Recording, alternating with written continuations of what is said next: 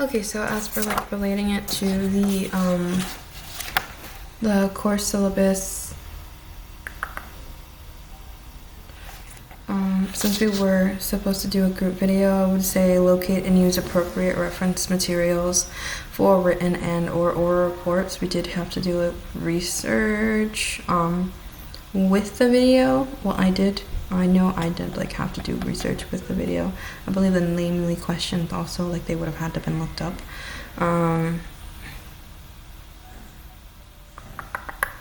Explores the analysis of literature and articles about issues in the humanities and society.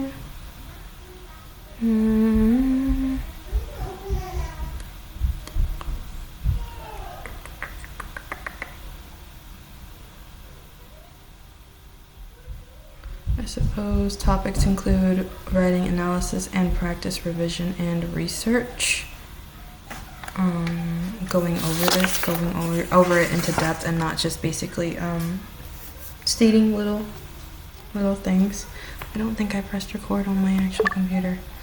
That's what I'm scared of, is not actually not recording the video again. Detail how it's helped your growth. Well, now I have a better understanding of ethos, pathos, and logos, how to look for it in videos and media, because it is used a lot in media.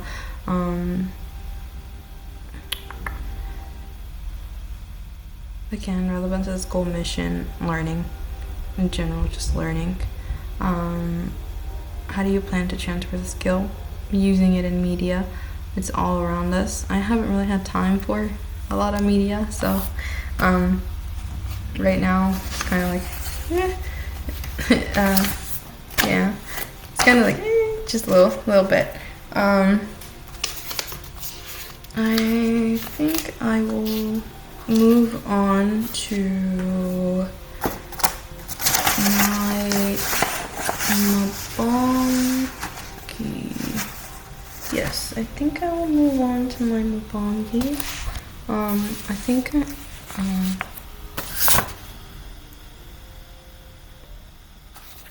which Mabongi is this one? This one's religious rhetoric. That one get into later. I am gonna go over all the Mabongis.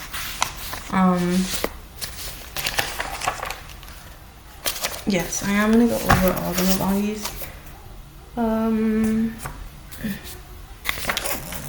I'm like figuring out where to put it, that way like I have it like all together. My desk feels so small.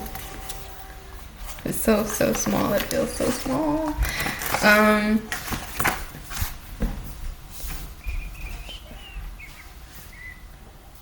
I'm trying to find the first Mabongi. I have it all together. I just have some to misplace it.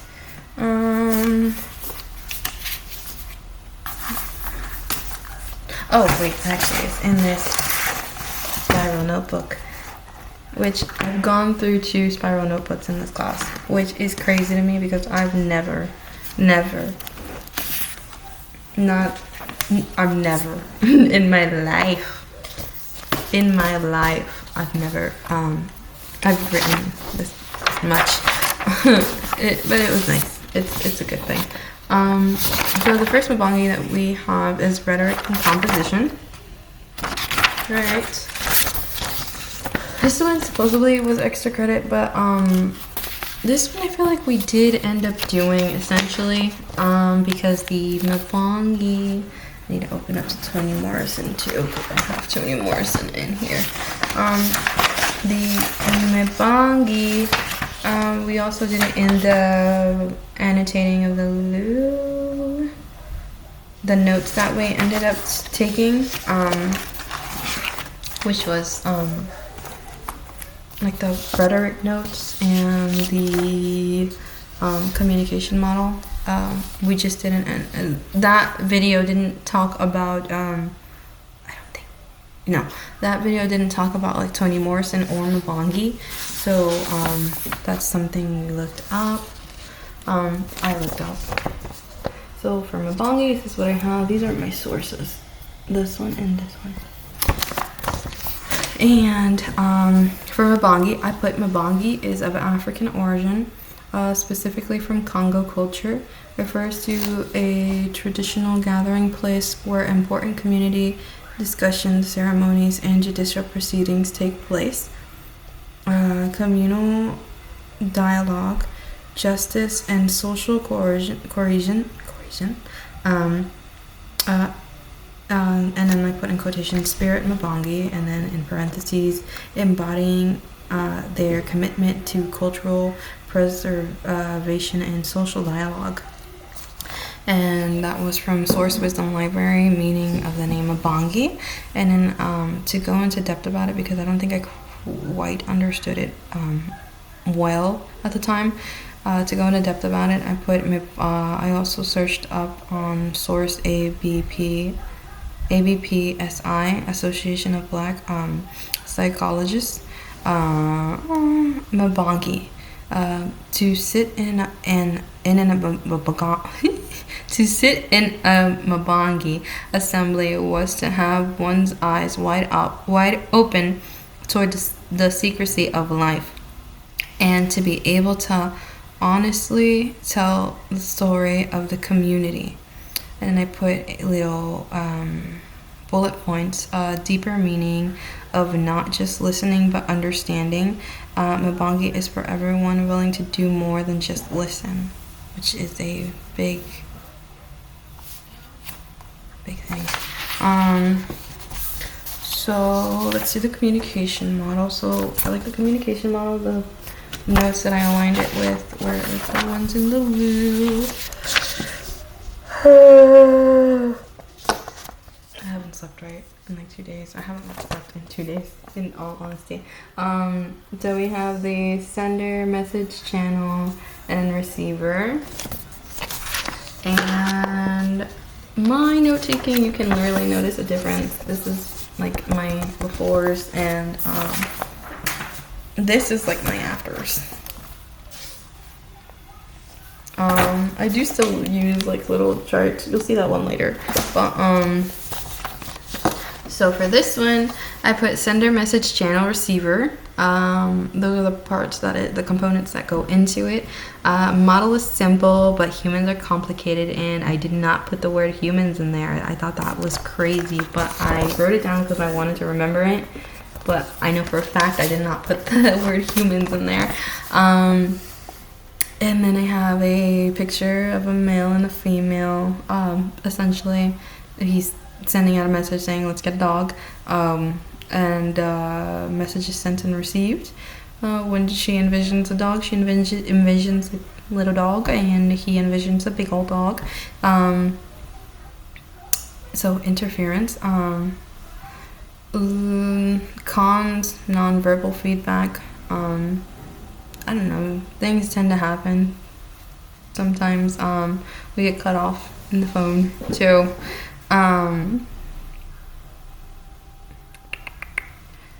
It also had another little chart that was channel, message, and then channel, like back and forth, response to response.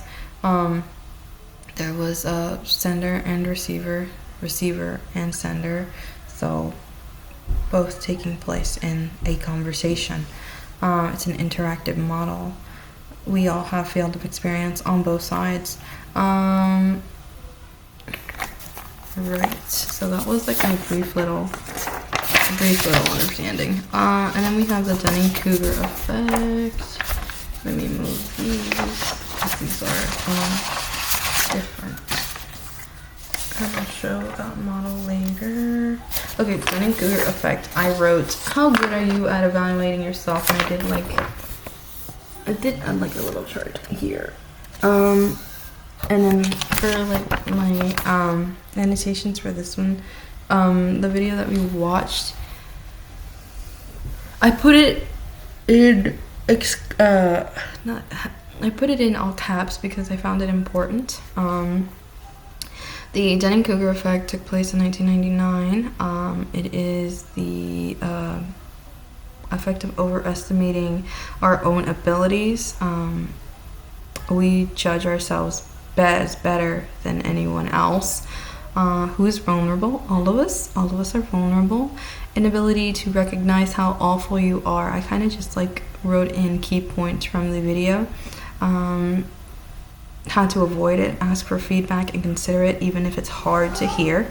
And then in a little quotation that I put in was when arguing with a fool, make sure the other person isn't doing the same thing.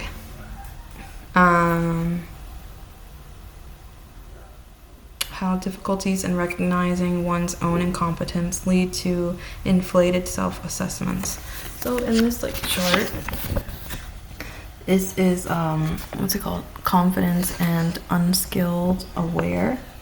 And I have like keep learning here, and then like this is the line basically we stay at when we are within the Dunning-Kruger effect. We are just in our own bubble, not willing to actually learn or go off of it, other people's learnings. And then after that we have I believe it's Toni Morrison. So for Toni Morrison, I wrote that she was born in 1931 in Lorain, Ohio, U.S. Died August 5th, 2019, Bronx, New York.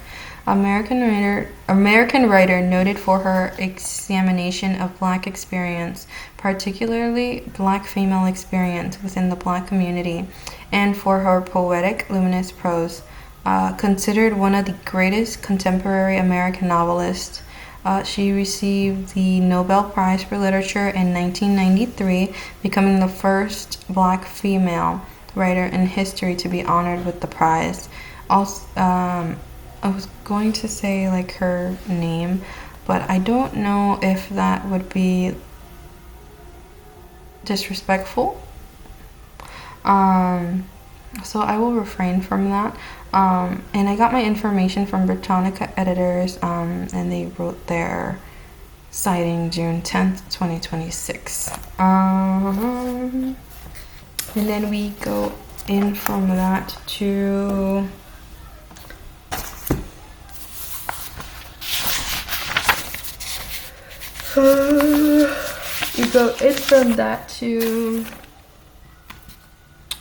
find and write information on the history of rhetoric. So from there, I will show you this chart. So it's a triangle, and inside the triangle, the word purpose is written in it, and then kairos and exigence. And then we have on the top of the triangle, speaker/writer, which is ethos, and then we have message and thesis, context. On one side of the triangle we have topic, issue, which is logos, and audience, pathos. Basically like what we use for these topics.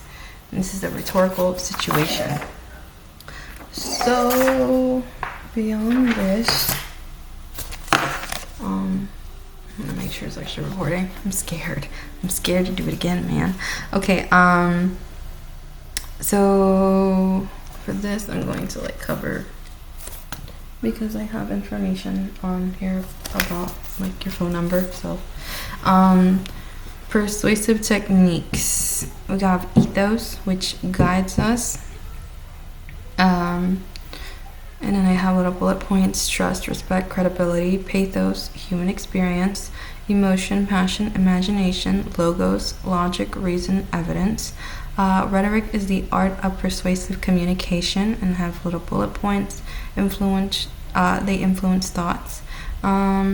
Effective for our communication. And then exigence, when an issue, problem, or situation prompts someone to write or speak. The why of delivering messages. Gives purpose, has clear points, context. The purpose of a text is what the writer hopes to achieve. And then we have going into media literacy. Understand and analyze media all around us. Powerful influence. Think wisely. Ask critical questions. Think critical. Don't accept face value. Media literacy can be taught by all with support and resources. Can be applied to almost any constant area. Lifetime skills. What is it? Defined as one who possesses the ability to access, analyze, evaluate, create, and act using all forms of communication. Then I put little bullet points. Help understand content received, how others may interpret, how to be citizens in our society. And I put a little diagram for myself, not fiction, but fact. It's important for all ages. And then I put what is ambiguity, and it's the ability to recognize bias. And I also listed the PBS tools from the video. They had 8 categories. Cohort kickoff, critically analyze media, making media for classroom use, images, graphics, interactives, evaluating online tools, evaluating online info, implementing media projects, making media for class, audio and video, assessing student media. And then we have, what is the author's agenda or bias? These are like questions to ask yourself. What is the author's agenda or bias? So what evidence supports the claims? Are there logical fallacies or emotional appeals? What's missing from this piece? And then I have the different types of false information. So false information has harmful effects. For example, disinformation is intentionally false, designed to cause harm. The motivation behind it is to make money, cause trouble, political influence, and just cause. Misinformation, false content. People want to feel connected. Person sharing doesn't realize it's false or misleading. And then we have malinformation, genuine information with intent to cause harm. Then I have in all caps, stop and ask yourself, which is important. I'm gonna put these together, and then at the end of it, it was write a paragraph on why do you think these terms were assigned to you. Also explain why these items align with the topic. Explain this by detailing how it relates to your own life. Don't be generic. So I think in a sense, almost everything relates to your own life. I don't know, we all might have been part of a Mabongi and didn't even know it. Deeper communications. I try to talk to a lot of people, and I like figuring out like people's backgrounds and everything and their opinions on things. Especially like world life terms. Relating this to my own life, we have the communication model as well. The communication model, I've been both the sender, the receiver, as many of us have as well. There has been interference at times that causes escalations of situations that sometimes shouldn't occur but occurs. The misunderstanding of humans.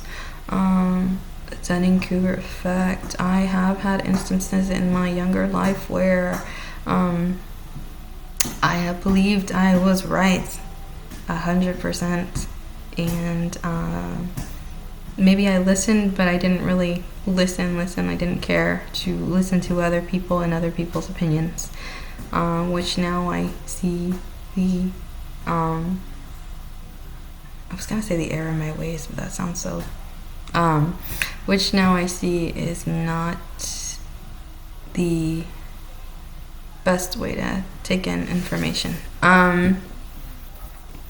So I did learn from that.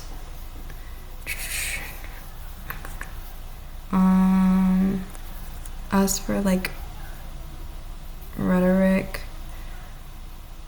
I'm not gonna lie, with Toni Morrison, I wasn't used to like looking up inspirational people. I don't really tend to do that. But like when I ended up seeing how inspirational she was, well, I don't know, I think it's like a big, it's big. It's big. It's a big thing to be able to actually win a Nobel Prize. That's like mind blowing. I was just like, wow. And I know it happens. I know it happens a lot, but like I've never actually cared to look up these people. Do I know why? No, I don't know why. I just believe I act like I don't have time to do it, maybe. But I do think I'll use time more to actually look up people as inspirations, because I do think I could use some. As for like the information on the history of rhetoric, ethos, pathos, logos, identifying it when people are using it within the communication model. It can be used within the communication model. Disinformation, malinformation, misinformation, it happens in school a lot, especially middle school. Middle school is terrible. Just like the spreading of rumors, or even like the rumors spread on YouTube, stuff like that happened a lot. What else can I go over? The media literacy. I believe that would have been a really big help to me back in grade school. Well, not just grade school, but back in school when I first got a phone. I think I first got a phone when I was in like high school. And yes, my happy-go-lucky self. I didn't really think much of it at the time. I just kind of like absorbed information. I didn't really analyze it as best as it could have been. Yes. And then we also have this, that was part of it, the sender, message receiver, the noise. I did end up putting like noise around it, because to me that made sense. And then we have the rhetorical triangle. It was labeled each of the three primary rhetorical appeals and define each. So for ethos, I put in parentheses speaker, writer, and then I put guides us, and then in parentheses trust, respect, credibility, and then I put person delivering the message and answers the question, why should I believe you? Logos, I put topic, issue, logic, reason, evidence, and then I put appeals to reason by using facts, statistics, and clear structuring, and it answers the question, does the argument make sense? Pathos, I put audience, human experience, emotion, passion, imagination, appeals to the audience's empathy, values, and feelings, answers the question, how does this message make the audience feel? And how can you use it against him? Okay, so I don't know if we should go into the other Mabonge or if I should just go through it, how it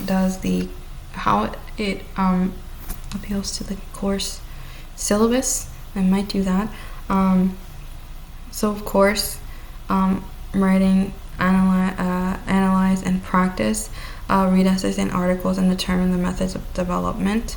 I wouldn't say this is like write an essay, but this is, write information on personal experience and observation of assigned readings, like the assigned research.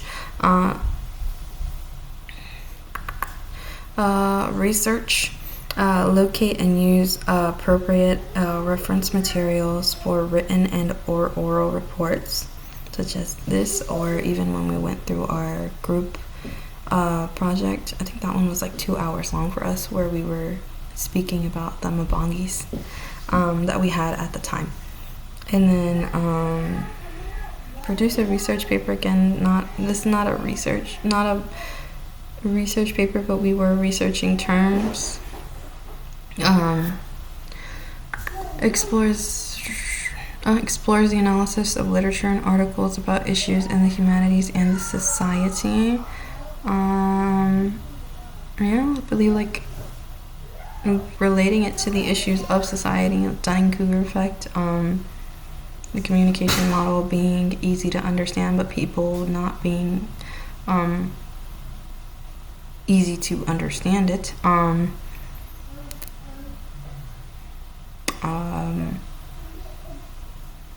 Rhetorical fallacies, the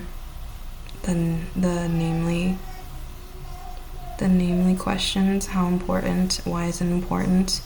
I think we do have other Mabongis with these statements as well. I think I'm gonna end up going into those. So let me actually go into the next Mabongi. Okay, this one is business rhetoric, so not this one. This one I want to put my resume assignment with, and I will do not cool rhetorics. I'm gonna do the cool rhetorics last. So I will do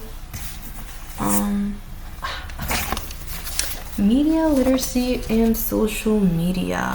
This was our second monkey. So for that one,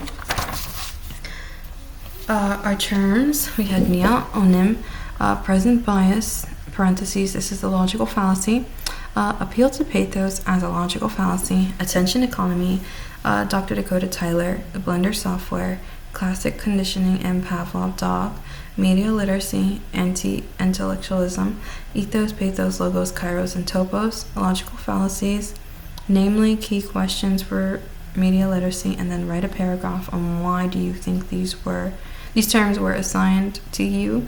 Also explain why these items with the topic align with the topic, explain this by detailing how it relates to your own life. Don't be generic. So this, of course, we'll start with nia, onim, and I do have the source here and the symbol. I tried to draw it as best as I could. So for nia, onim, he who does not know, from Akan proverb, nia onim no sua aho. I'm gonna butcher that so bad, but it's right here. This sentence means when he who does not know learns, he gets to know. Simple as that. Symbol of knowledge, lifelong education, and continued quest for knowledge. Knowledge is a continuous journey. Admitting what you don't know is the first step to wisdom. Remaining open-minded and curious, seek knowledge from every person and situation. This is like basically the whole opposite of the Dunning-Kruger effect. I do have my sources listed. I don't know if I already showed that, but it's adinkrasymbols.org and adinkra.art. Sorry. My voice hurts. I think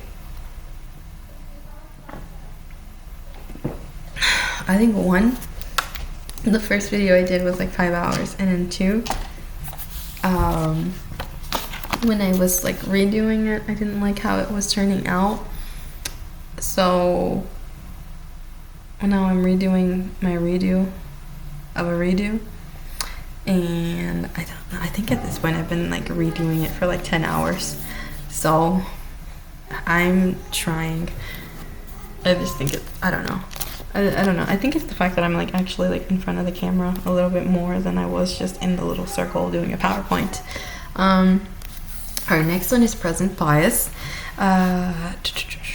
Present bias. And this one was the one that this is a logical fallacy. So, tendency to overvalue immediate rewards and undervalue future outcomes when making decisions. I put a bullet point. Impatience. Present bias people give stronger weight to payoffs that are closer. It doesn't matter if the decision benefits us less. It leads to procrastination, and then it can affect health, finances, learning, and even small choices we make during the week. Repetition of present bias can affect us negatively. I also put relief from comfort is not always a good thing. And as an example, I put after a full day of classes, studying could be the last thing we want to do, but ultimately it can affect your studies negatively. Midterm exam deadlines over a nap. Not a good feeling. Now, but you will be happy with that A later. Which, yay for my midterms. So far in my classes, I've gotten all A's, but it's for the same reason. I have been, I don't know, I mean, who sent me, right? Who told me to do 4 classes in a summer term? So, essentially for that one, I have to turn off the noise in my phone, because if not, it's going to start going off. But yes, I could relate to that one, the present bias, for the same reason of like going against it, but I also was worried when I was younger. Economic models and neuroscience research coverage on the same conclusion. People don't value future outcomes evenly across time, even when the trade-offs are clear. We all like things fast. Not all of us, but some of us. I think majority of us would prefer things faster than later. I suppose I'm an example because I'm pushing through these classes, but I have decided for the next semester, even though it's like a longer term, I've decided to calm down a little bit, give myself a little break, especially because I'm going to be taking that biology. When a reward is available right away, affect-driven processing often takes priority. This pattern aligns with System 1 thinking. System 1 thinking relies on emotional salience, learned associations, and visceral signals to guide a choice. And I put in parentheses, how good will this feel right now mentality. Having willpower will help avoid it. And then for my source was behavioraleconomics.com and thedecisionlab.com.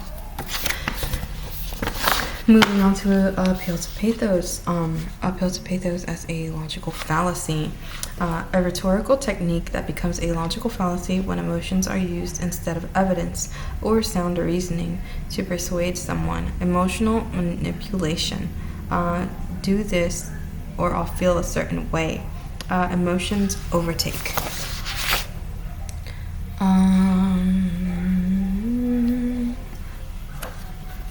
This is the right one. Appeal to pathos. I think it is this one. Oh, example. If we don't pass this rule, innocent children will suffer, so it must be the right decision. Appeals to emotion without providing evidence that the rule will solve the problem. And my source was owl.purdue.edu. And this was like in the beginning of my source citing, so I did not put like the author or the year. And then we'll move on to, I believe it is attention economy. I want to make sure that I'm going in the right, hitting the points all the way. So, attention economy is a system in which human attention is considered a limited resource, and organizations compete to capture, hold, and monetize that attention. Monetize that attention, I'm sorry. And I put free equals time and attention taken as payment. Attention equals currency. These algorithms are optimized not for truth or well-being, but for engagement.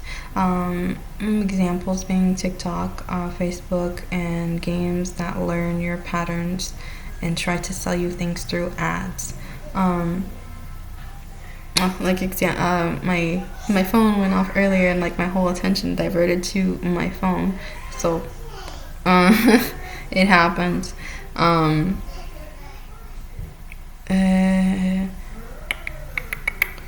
Let's see. Natural economy of resource. And I put like a bullet point of politics no longer being about policy, but more about attention brought onto themselves, which we can see that clear. We can see that clear as day. That it's more of a show now. Who can get the most views and votes and yeah. Examples are like Old Spice or Mountain Dew, those odd ones out. They got you hooked even if you didn't like it. They were very, very, very wacky commercials. I could show an example because I haven't seen one of those commercials in so long. Oh, my computer's hot. Terrible. What was I looking about? Oh, I was looking at FIFA. Okay, so let's do a Mountain Dew commercial.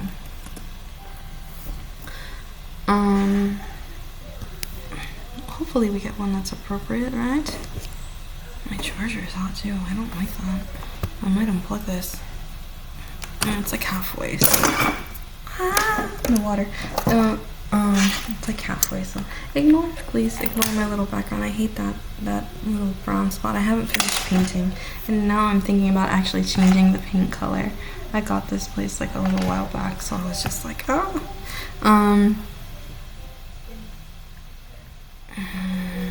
Maybe let's do this one, or I don't know, because this one looks funny too.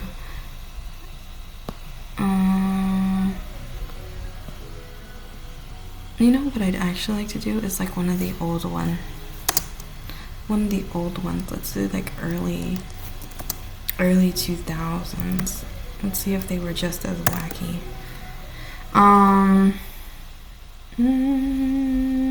Let's do this one. This is like the first one that pops up.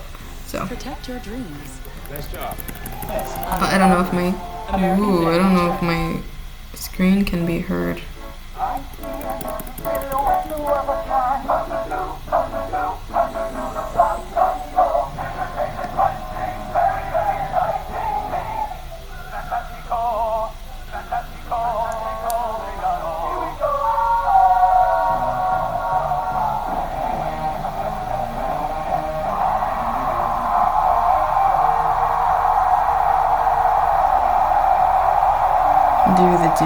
Jeez, it's been so long since I've actually seen one of their commercials. Yeah, that completely like diverted my focus. Bricks focus. And I put like a little diagram that was in the video. Essentially, these are the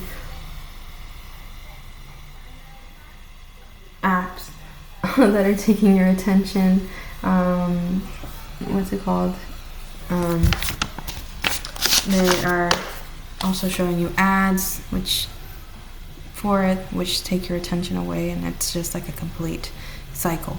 They need your attention to keep this revenue loop open. Websites are psychology engineered to fight against your brain. Gloria Mark at UC Irvine found it takes on average 23 minutes to get back focused, which I have ever since I learned that. I have tried to like break it. I've tried to break it because I tend to get out of focus a lot, so I have tried to break that cycle. And like by out of focus, I mean like I'll be studying and then my mind will drift somewhere. I have a longer attention span now, but my mind will drift somewhere after like an hour, and I'll be like, wait, what am I doing? So it's a quick burst of dopamine, but there is also good. I put bullet points, figure out reputation in a restaurant, so you know the reviews and all that good stuff. No longer need map in most places, GPS. Tell friends you're in an emergency. I would say emergency services would be a little better for that, but I guess telling your friends could also be good. Discover more. Brings forth important information. Internet has given everyone a voice. Next we will do, I think the next one is classic. No, the next one, oh, never mind. Not done. We reduce our friends to, this is a quote by Andrew Sullivan. We reduce our friends to some outlines: a Facebook friend, an Instagram photo, a text message, in a controlled and sequestered world that exists largely free of the sudden eruptions or encumbrances of actual human interaction. And I put, we become each other's contacts. We become loners in a sense. And then this is my source. It's like shoved. It's literally shoved in the corner. I could have put it at the top and I shoved it in the corner. Law, Georgetown, EDU, the attention economy and how they addict us. Will Skolder. And then I have Dr. Dakota Tyler, which I took his information from his website, dakotatyler.com. Went from Division I football to studying the universe after an injury. He redirected his path, earned a PhD in astronomy and astrophysics. He makes science accessible through public talks, media appearance, and digital content. Passionate writer and educator. And then for Blender software, I put Blender is a free open source software program used to create 3D models, animations, visual effects, digital art.